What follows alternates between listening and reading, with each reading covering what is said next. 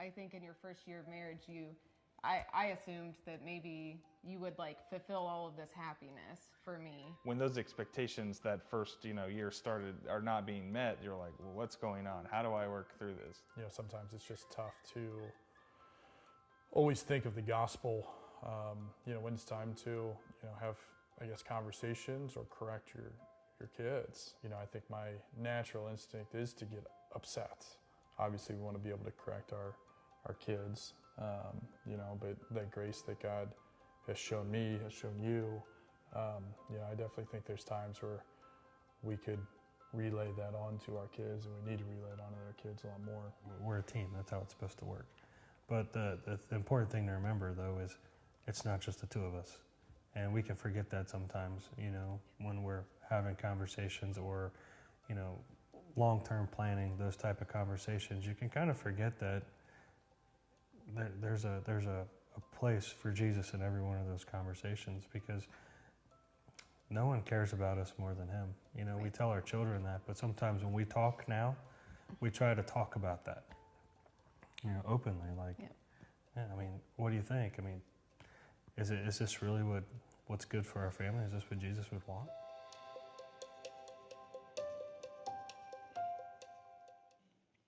Well, I appreciate those three couples from Center Pointe inviting us into their family life, and more of their stories are going to be featured on our Facebook page throughout this series. They're going to talk about marriage, they're going to talk about parenting, they're going to talk about their relationship with Jesus. So make sure that you check those out. Follow us on Facebook and check those out. When I was a kid, I loved The Wizard of Oz. It came on once a year on network television, and I always made sure I tuned in. There was no rewinding, no fast forwarding, no recording. Kids today have no idea how hard it was to watch TV back in the day. And so I was glued to the television for the duration of this movie, and Dorothy is on a journey to get back home to Kansas. On her way, she meets some new friends. She encounters conflict, wicked witches, and flying monkeys, which are terrifying. The movie draws us into the journey, and we want what Dorothy wants. We want her to get back home. And at the end of the movie, we find out that the one thing she needed to get home was in her possession the whole time. She had on her feet a pair of magic slippers. She thought they were just a nice pair of shoes from Dillard's, right? But the whole time, they're right there on her feet. Her reality was Oz, but her ideal was Kansas, and the only thing she had to do was click her heels. The only thing that stood between what was real for her and what was ideal for her was the knowledge of what to do with what she already had. Now, as an adult, I know that those slippers weren't really magic, because magic slippers would take you anywhere but Kansas, okay? Like, Dorothy, come on, girl. What are you thinking? Go somewhere. How about Maui? But listen, today we're beginning a new series called Framework. We're going to spend the next 4 weeks looking at some biblical principles to build into our family relationships. Family is the most important community we have, and we want to get it right.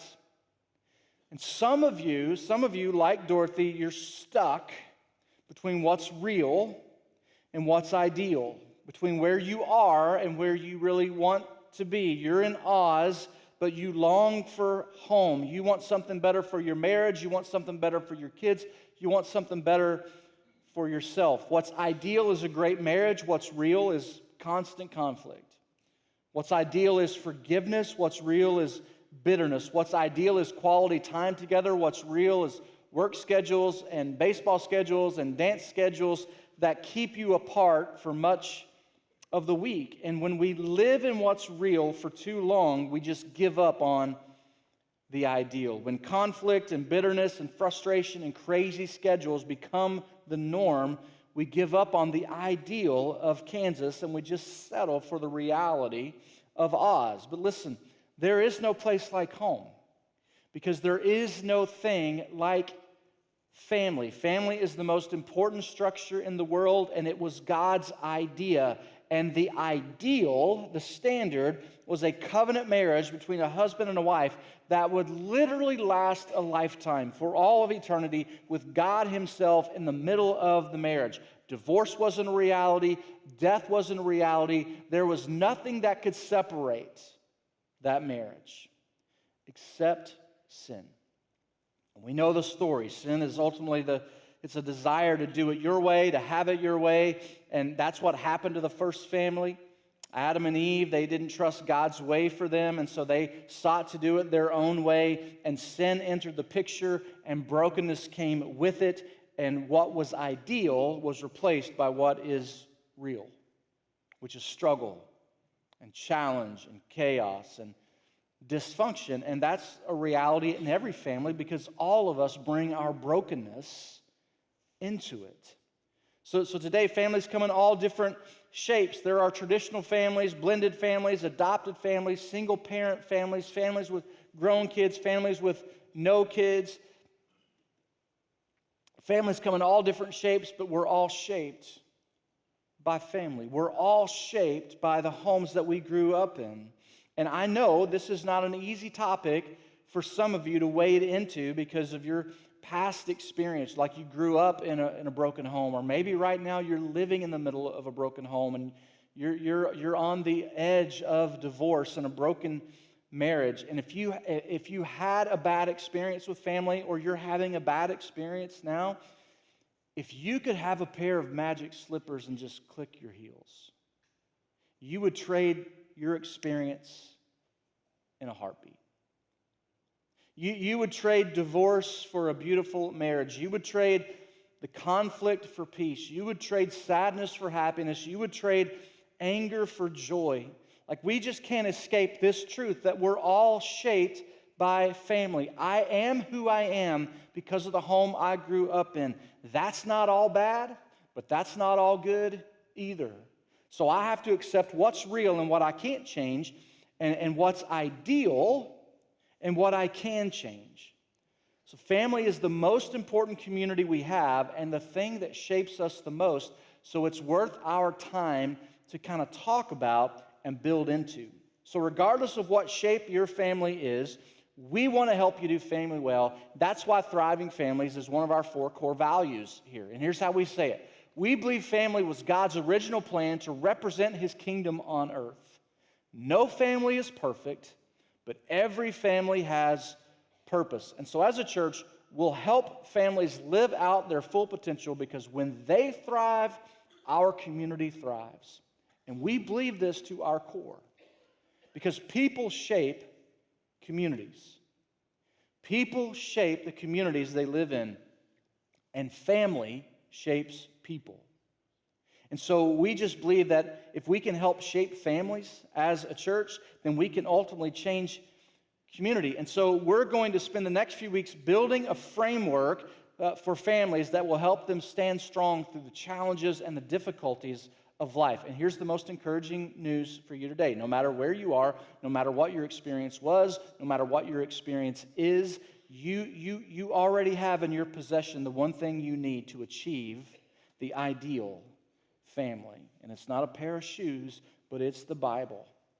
And you just need the knowledge and the wisdom of what to do with what you already possess. So we're going to explore some principles from the Bible to build this ideal family framework that can improve the quality of your relationships and the reality of your experience. So today we're going to look at the most comprehensive text in the New Testament on family, and that's Ephesians chapter 5. The Apostle Paul wrote this letter to the church in Ephesus. And so as more and more people became Jesus followers, more and more churches were planted like the Ephesian church, where Jesus followers came together regularly to learn and live out the teachings of Jesus. And so Paul writes letters to these churches to teach them the ways of Jesus, which make up most of our New Testament. And as he sets out to write this section in Ephesians chapter 5, which he didn't label it chapter 5, we did that later. But as he sets out to write this section in Ephesians 5 that we're going to look at, he's simply laying over top of the family the teachings of Jesus of loving your neighbor as yourself. Now, I've said this before, it bears repeating. The brand of Christianity that Jesus launched is you-focused. And you is in quotation marks because it's not you. It's the you beside you. It's the you that lives with you. It's the you that said, I do to you. It's the you that disagrees with you. It's the you that grounded you. If your brand of Christianity isn't you focused, if your brand of Christianity is me focused, you got the wrong brand. So every imperative in the New Testament hinges on the new commandment that Jesus gave, which was to love one another. Every imperative, every commandment in the New Testament hinges on the one commandment that Jesus gave to love one another. So when Paul or Peter or John or James, as they're writing these letters and they give a rule, the reason for that rule is love. Love is the why or why not for every do or do not in the New Testament. Anytime you read a do or do not, love is the why or why not for that rule. And so Paul takes this brilliant ethic of love and he just lays it over top of the family. He's going to give a rule to wives, to husbands, to children, and to fathers. And the reason for this rule is love. Like, this is how you love one another within the family unit. This is what love in the family looks like. And this was a completely new concept in this culture. That everything they do in the family is done through this lens of love. It was completely foreign to them. Now that idea is completely foreign to us because, like, we do it all for the glory of love, right? Thank you. We marry for love. Like, you know, there's some people that marry for money, like my wife, but most of us marry for love. Like, we have kids for love. Like, that's the reason you had kids. Did you have them for any other reason? Were they part of your financial plan? Like, did you sit down and go, we've got to think about retirement, so we should have this many kids? Because if that's working for you, we need to have a conversation. We had kids because we wanted some more people in our family to love. Like, that's the rule for us. That was the exception in the ancient culture. Women didn't marry for love. They married for provision. They had no rights. So that made survival kind of tough if you didn't have a husband who would provide for you. Men had children to work the family business and to carry on the family name. They didn't have children because they wanted somebody to love. They had children because they needed them. And so Paul teaches in this text, what he teaches in this text is completely foreign to their ears because women and children had no standing. They had no rights whatsoever. But Jesus changed all of that with one command. Love one another. That commandment changed everything. And so Paul's going to give them a radical application of loving your neighbor as yourself, because your neighbor doesn't just live in the house next to you. Your neighbor lives in the house with you. Your neighbor is your spouse. Your neighbors are your kids. Your neighbors are your parents. So I want you to have that framework in mind as we work through this text. So here's how he starts. Wives, so I just want to say up front here, I didn't write this. This is a copy-paste from Bible Gateway, okay? I didn't write this. Paul wrote that. You email Paul. I hope everything's okay. Wives, submit to your own husbands as to the Lord, for the husband is the head of the wife, even as Christ is the head of the church, his body, and is himself its Savior. This is not about family hierarchy. It's simply about order and roles. Every organization has to have someone who leads. And so God has established the family unit with the man to lead the household. It followed the order of creation, the pattern of creation. God has given the responsibility to the husband and the father to lead the family spiritually. Submission is not obedience. Submission is deference. Obedience means I have to. Deference means I choose to. So wives, Like, this isn't written to women. This is written to wives for their husband. Wives, submit to your husband. It doesn't say women submit to men. It says wives, submit to your husband. And so wives, you get to choose this. And it's saying, listen, out of respect for your God-given responsibility to lead the family, because that's what it is. If your husband isn't leading the family spiritually, he's being disobedient. That's disobedience. I've been given as the husband and father of my family, I've been given this mantle of spiritual leadership. And so that's what that is. So you're saying, out of respect for your God-given responsibility as the spiritual leader of our family, I'm trusting that you've listened to my input, that you've sought wise counsel, that you've prayed about this vigorously, and now I'm deferring to you, and I'm trusting you. And here's why you can trust that. He says, now as the church submits to Christ, so also wives should submit in everything to their husbands. Husbands, love your wives as Christ loved the church and gave himself up for her. So wives, submit to your husbands. Husbands, love your wives sacrificially. In the same way, husbands should love their wives as their own bodies, in the same way as Jesus loved the church. He who loves his wife loves himself. For no one ever hated his own flesh, but nourishes and cherishes it, just as Christ does the church, because we are members of his body. Children, obey your parents in the Lord, for this is right.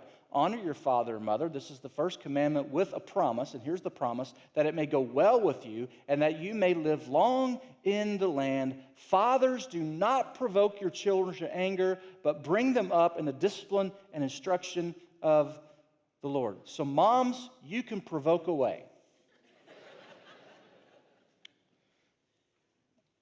No, I'm just kidding. You can't do that. So let me just give you the summary here of what we just read. Here's the summary. Wives, submit to your husbands. Husbands, love your wives like Jesus loves. Children, obey your parents. Fathers, be gentle with your kids and lead them spiritually. This is the New Testament ideal. And here's what we all have in common, everybody in this room, with this text. We fail. Every one of us. Every one of us. Nobody has done this perfectly. Submit to my husband. Have you met him? Love my wife like Jesus loved the church. Have you met her? Obey my parents. Have you met them? Don't provoke my children. Have you met them? See, in that culture, the only thing that would have been a shock was instruction for the men. If wives didn't submit, then their husbands could just divorce them. They had no rights. Women didn't have any rights in that culture. Children had no rights. So they don't have any option. But this instruction to the husbands and fathers was a completely new idea. This was mind-blowing for the men in this culture to listen to this teaching. Like, this raised the standard of the marriage relationship to something never before heard of, never before seen. Paul was giving, understand this, Paul was giving equal value to women. Love her like you love your own body. He says, you don't hate your body, like you nourish your body and you cherish your body. And he says, that's how you love your wife. She's part of you. It raised the standard of parenting because Paul was introducing and instructing men to consider how they would impact, how their actions and their leadership would impact their children. He was giving value to kids in a culture that did not value kids. They're not property, they're people. And so Paul says, husbands, love your wives like you love yourself, and treat your kids the way you want to be treated. Love your neighbor as yourself. And husbands, your neighbor is your wife, and your neighbor is your children. Now, ladies, let me just ask you, would you have trouble submitting to the leadership of a husband who loved you the way Jesus loved the church? Probably not. Because you can always trust the leadership of a person who's willing to sacrifice their life for you. If someone's willing to lay down their life for you, you can always trust the leadership. You can always trust the intention of that person. And that's what Paul says is the responsibility of the husbands in the relationship. That we would love our wives like Jesus loved the church. And the way that Jesus loved the church was that he gave his life up for it. So Paul was giving the men here a brand new operating system. Love your wives sacrificially, lead your children gently. These are all specific applications of love that are lived out within the family context. And so before Paul gets specific, which is what he's doing right here, but before he does that, he sets this entire teaching up with a general, overarching command that applies to everybody, which is this. Verse 21, submit to one another out of reverence for Christ. Before he gets into wives, submit to your husbands, and husbands, love your wives, and children, obey your parents, and fathers, don't provoke your children to anger. He says this. He sets the whole thing up with this.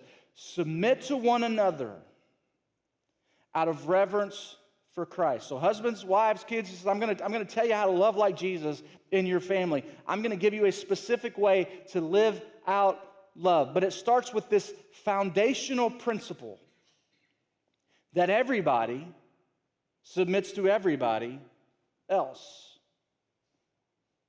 This is a commandment. This is a do. And the reason for this is love. And the most important part of this is this last part. Out of reverence for Christ. So wives, you don't submit to your husband out of reverence for him. It's out of reverence for Christ. I mean, you don't submit to your wives out of reverence for her. It's out of reverence for Christ. And children, you don't obey your parents out of reverence for them. You do it out of reverence for Christ. We submit to one another because that's what Jesus did for us. And if anybody had the right to play the authority card, it was Jesus. But he did not do that. Jesus did not power up.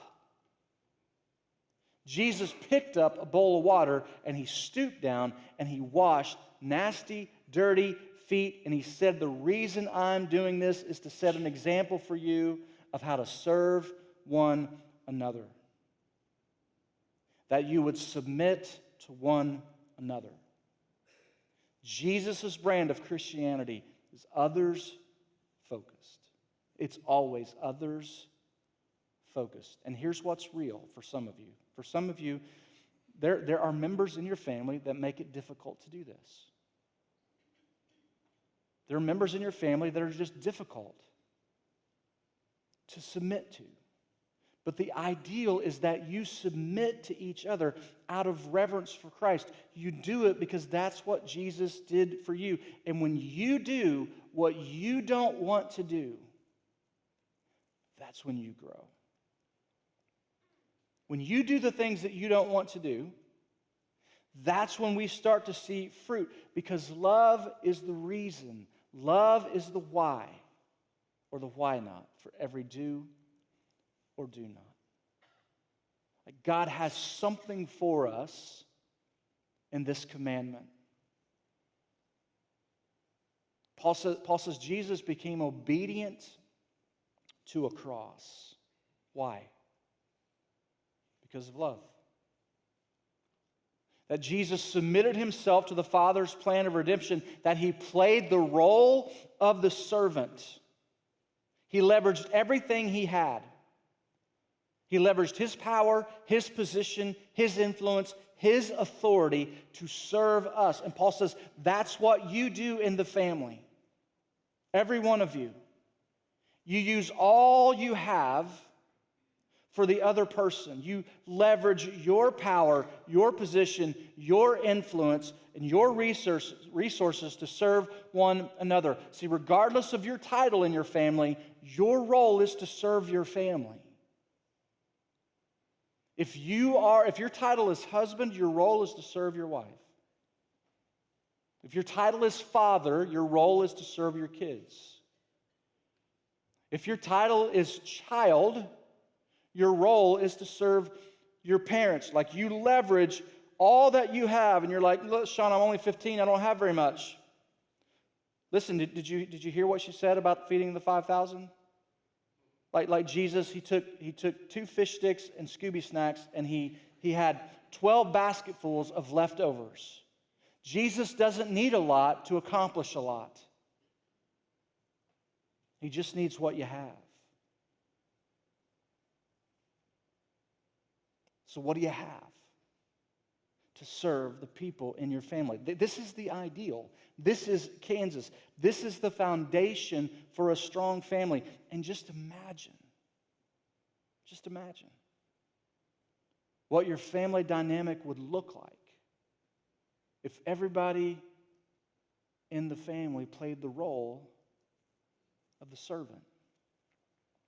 Like, this is mutual submission, and mutual submission doesn't see hierarchy. Mutual submission just sees opportunity to serve the family, regardless of position, regardless of title. It says, I'm not here for me, I'm here for you.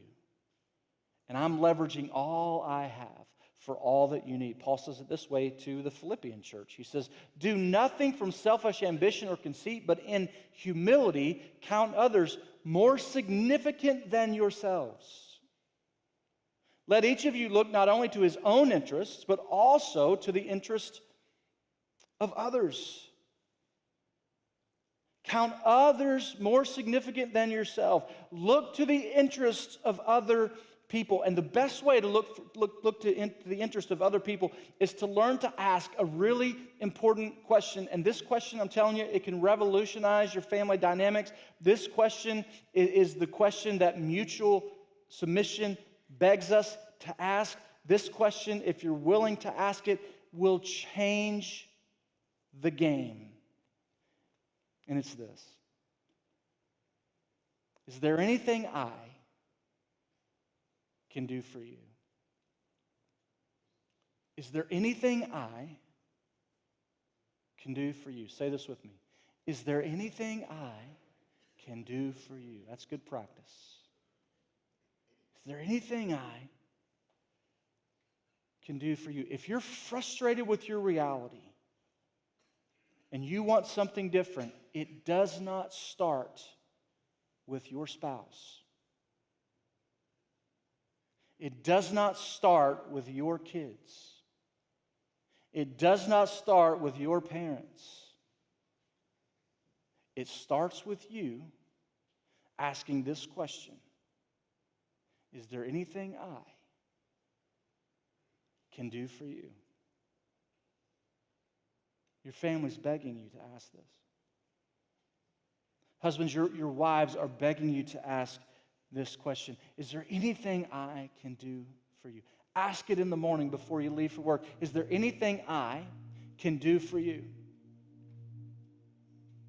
On your way home, you just make a phone call or a text and just say, getting ready to leave, is there anything I can do for you before I get home? Wives, your husbands are begging you to ask this question. And when you ask it, he's going to say, nothing. I got it. Because that's how we are. But ask it anyway. Because when you ask it, what he hears is you loaning all of yourself to him. And it says to him, I'm not in this alone. Kids, listen, you want to blow your parents away? You ask this question. You want them to forget the D on your report card? You want them to pay for college? Hey, is there anything I can do for you? You get home from school, I'm telling you, before you do anything else, listen, hey, been a long day, but I just want to know, is there anything I can do for you, they will not respond because their jaw will be on the floor. And if they fall over, don't panic. Don't call 911. It's part of the process. Give it a hot minute. Moms and dads of littles, you start asking this question now, you will begin to shape humility in your children. Moms and dads of teenagers, when you ask this question, what it communicates to your teenager is that they have access to you. It communicates to them that you're in their corner and that you're willing to bear with them whatever it is they're carrying. Moms and dads of grown kids, never too late to ask this question. Never too late to ask this question. Your kids are never too old to need something from you. Because I know what some of you are thinking, like you're an empty nest, like, well, I've been there, done that. No, listen. You still have relationship with your kids, which means you still need to invest in the relationship with your kids. And so I'm telling you, ask this question. Like we are just never too old for a mom. We're never too old for a dad. We're never too old to hear our parents ask us if there's anything they can do to help. So you just make a phone call this week. Listen, Dad, I just want to know, is there anything I can do for you? It's the greatest question you will ever ask. And even if it doesn't change the people in your family, if you ask it, it will change you. And changing you is the only thing you can control. That's it. Your attitude, your behavior is the only thing you have control over in the relationship. And when you start asking this question, it will change your heart. It does not matter what your title is in your family. Your role is to serve your family because that was and that is the way of Jesus. Paul says that Jesus did not consider equality with God something to hold on to, but he let it go. He emptied himself and he took on the nature of a servant. Then he died in our place. He gave up his life for us. He did something for us that we were unable to do for ourselves. And so when we ask this question, we reflect the very heart of Jesus. Is there anything I can do for you? Every Sunday here, we spend some time taking the Lord's Supper. So if you're a follower of Jesus this morning, we're going to enter into that in just a few minutes. If you didn't get a packet, you can raise your hands. Our ushers will make sure that you get one so you can participate with us. But we take this moment to remember that very thing. That Jesus leveraged all he had for all that we need. And now our response is to model that in every relationship we have, especially with those we call family.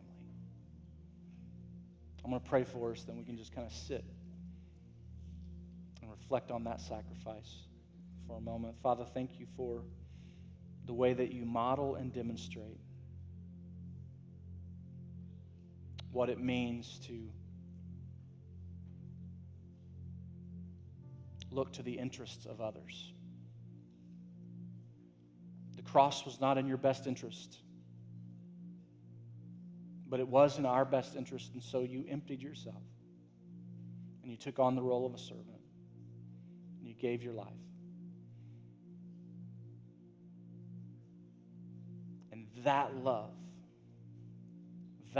demands from us